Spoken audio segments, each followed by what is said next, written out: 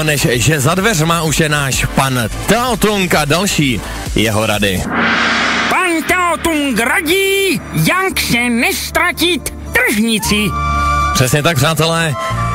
Každý z nás čas od času zajde do tržnice pro nějakou elektroniku, pro hodinky, pro cokoliv, pro nějaký oblečky.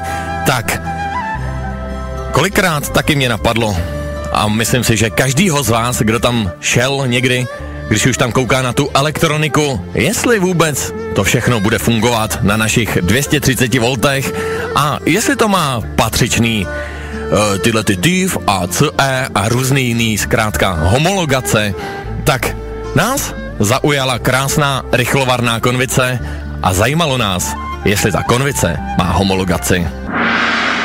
Má ta rychlovarná konvice homologaci? Cái siêu nước này có đủ tiêu chuẩn không? Cái siêu nước này có đủ tiêu chuẩn không?